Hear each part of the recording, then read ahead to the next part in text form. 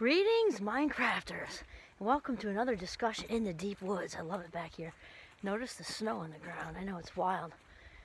Anyway, so my name is Kimberly Quinn, and I am here to have a chat with you today about being quietly effective. This can be really hard. It can be really hard because, in anybody's workplace, family, whatever, there is no doubt you will encounter some egos. It's just how it is. Not everybody is there yet. I don't mean it in a better than way either, because we all do things at our own pace, and that's how it goes. As far as being there authentically and, on the authentic path, not everybody is just quite there yet, and many of them, are still sort of locked in to being ego-driven by all the false stuff, because it is tempting. The ego is seductive, it's just looking for the quick fix with approval, people-pleasing, rescuing. That disease to please is a thing. And also not just all that stuff, but being really reactive, having the need to be right. That is definitely the ego. Even if you are right, that's not the point. The point is that having that need to let somebody know you're right is the ego. The authentic self knows she's right and doesn't have a need to prove it. She's okay just knowing that she knows she's right, and just lets it go. It's more important to be kind than right, as they say. And just the ego also likes to be seen and noticed. So if somebody gets a chance to do a cool talk at work, or introduce somebody important or something like that, and they steal that stage, even when somebody else may have been better at it, or maybe somebody else knows the person, it would have been more meaningful if that person did it. The false self just takes over. And so that can be very difficult to not stand up to sometimes. We're not saying that it's a never situation. That rarely do absolutes happen in life, right? Oh, here, a woodpecker. That is so cool. Loud. Very cool. Anyway, there are definitely times when we have to, overtly, for justice reasons, like if there's an injustice going on, we overtly have to stand up and say something. There are times like that. Most of the time, however, the more petty, smaller stuff, I got to introduce so-and-so, I got to bring the guest person to work who's well-known or whatever, and it would have been better if it was somebody else who could actually, handle it better, or any of the examples that we said.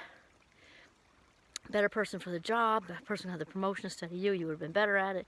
Really, the best way, it's so hard, but the best way to manage the most of its stuff, outside of the big stand-ups, the most of its stuff, is to be what we call quietly effective. Quietly effective. So I'll explain what I mean. As I say, actions speak louder than words. That's what we're talking about. And the whole deal is to keep it on the DL. Because to be quietly effective is kind of say no to things, or just maybe not show up at something, but not to draw attention. It's the opposite of that. The drawing attention is you're just being just as, they call it passive aggressive, right? Because you're still showing your anger. You're just not saying it, you're showing it. To be quietly effective is really and truly, authentically stepping out of the current. I'm just not taking part of that. But you do the opposite of draw attention to it. Because it's just your absence there, or whatever it is. It might not be that. That's just one example. And not talking about it. Don't tell any, I'm not a big don't tell person in general, because secrets are toxic. But this is different. This is not that.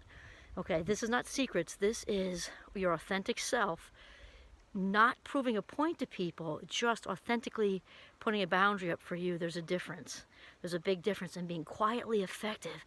Oh my gosh, does it make a difference, because it's sort of the classy way to go. And people get it. All of a sudden they're like, hey, where is she? And, da-da-da. Or how come she didn't sign up for this committee? How come she dipped out of that committee? And with class and elegance and grace, this is the way to do it.